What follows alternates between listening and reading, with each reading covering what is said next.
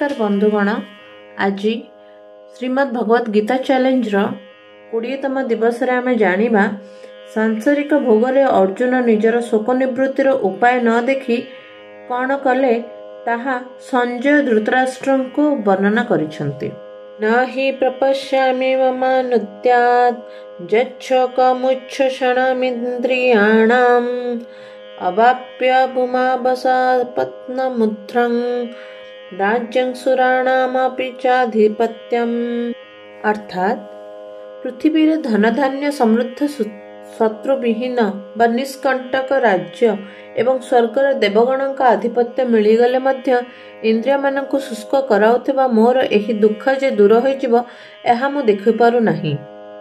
जदि मते धन धान्य समृद्ध और निष्कंटक राज्य मिली जाए, अर्थात जो राज्य रे प्रजा बहुत सुखी, प्रजा पाखरे बहुत धन धान्य अच्छी, कौनसी पदार्थर अभाव नहीं और शत्रु उपद्रव नहीं, सेही परी राज्य मिलीगले मध्य मोर शोक दूर होई परिबो नाही।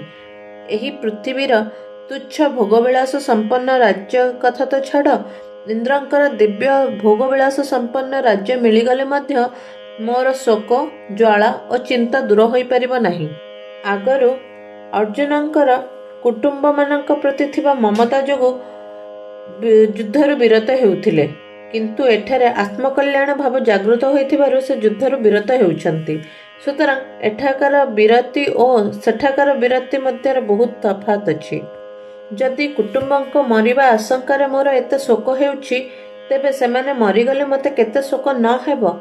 जदि राज्य पाई मोर शोक थांता, तेबे राज्य मिलीगले ताहा दूर होई जाइथांता, किंतु कुटुंब नाश आशंका जनित शोक राज्य मिलिले किपरि दूर होई जिवो। शोक दूर हेबा कथा तो छाड़ंतु, बरं ताहा आउरी बढ़ी जिवो, कारण युद्ध रे जदि समस्त मरि जिबे तेबे प्राप्त राज्य को भोग करिवो किए, ताहा केउ काम रे आसीबो। तेणु पृथ्वीर राज्यत्व और स्वर्गर आधिपत्य मिलिले भी मोर एही इंद्रिय शुष्ककारी शोक दूर होई परिबो नाही। जेवाच एव मुक्ता ऋषिकेशं गूढकेशः परं तप न जोश्चय इति गोविंद मुक्त तुष्णी बभूवः।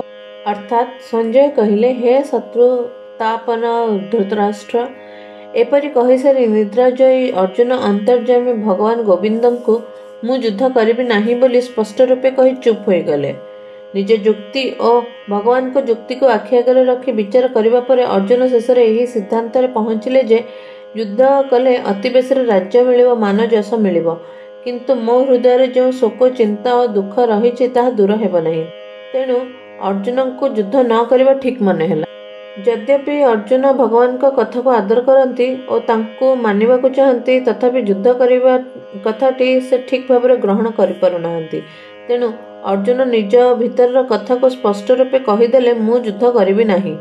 एही भली जेतेबेले से निजर निर्णय भगवान का आगे स्पष्ट रूपे कहीदेले, सेतेबेले अन्य किछि कहिबाको बाकी नथिबारु से चुप होई गले। तमुवाच ऋषिकेशः प्रहसन्निव भारत इनयोरु वयोर्मध्ये विषीदन्तमिदं वचः।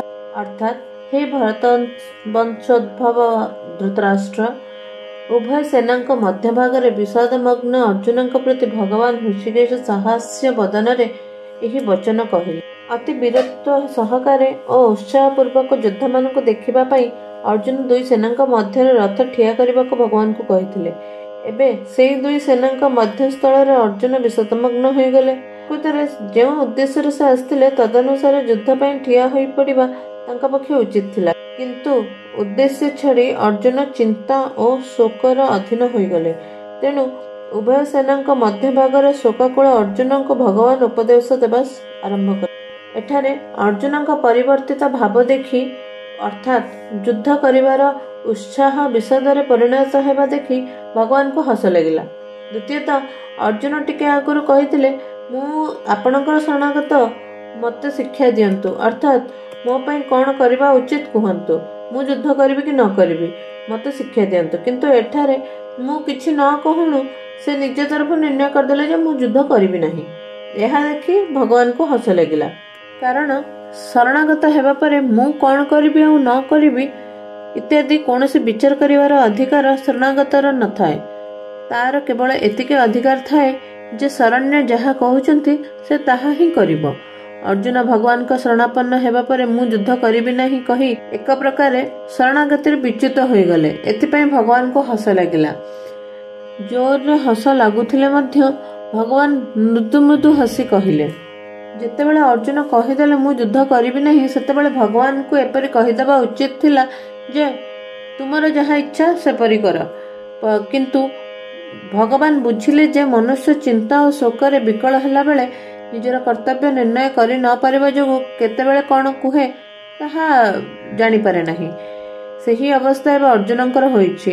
ଅର୍ଜୁନଙ୍କ ପ୍ରତି ଅତ୍ୟନ୍ତ ସ୍ନେହ ଭାବ ଥିବାରୁ ଭଗବାନଙ୍କ ହୃଦୟ କୃପାପ୍ଲାବିତ ହୋଇ ଉଠିଲା।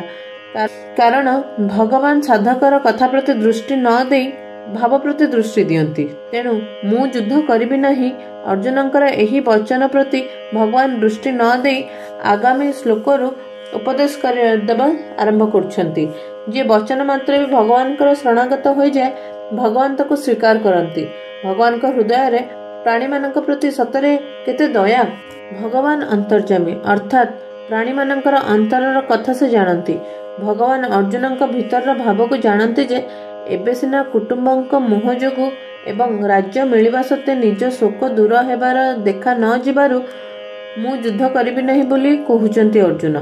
କିନ୍ତୁ ଯେତେବେଳେ ସେ ନିଜେ ସଚେତନ ହେବେ ସେତେବେଳେ ଏ କଥା ରହିବ ନାହିଁ ଏବଂ ମୁଁ ଯେପରି କହିବି ସେ ସେପରି କରିବେ। ଆଗାମୀ ଶ୍ଲୋକରୁ ଭଗବାନ ଯେଉଁ ରହସ୍ୟମୟ ଜ୍ଞାନ ପ୍ରକଟ କରି ତାକୁ ସରଳ ଓ ସୁବୋଧ ଭାବରେ ବୁଝାଇ କହିବେ ସେହି ଦିଗକୁ ଲକ୍ଷ୍ୟ କରାଇବା ପାଇଁ ଏଠାରେ ବଚଃ ପଦ ଦିଆଯାଇଛି। ଆଜିର 3ଟି ଶ୍ଲୋକରୁ ଆମେ ଜାଣିଲେ ଯେ ଭଗବାନ ସାଧକର କଥା ପ୍ରତି ଦୃଷ୍ଟି ନ ଦେଇ ଭାବ ପ୍ରତି ଅଧିକ ଦୃଷ୍ଟି ଦିଅନ୍ତି ଏବଂ ଯିଏ ବଚନ ମାତ୍ରେ ବି ଭଗବାନଙ୍କ ଶରଣାଗତ ହୋଇଯାଏ ଭଗବାନ ତାକୁ ସ୍ୱୀକାର କରନ୍ତି। ଜୟ ଜଗନ୍ନାଥ।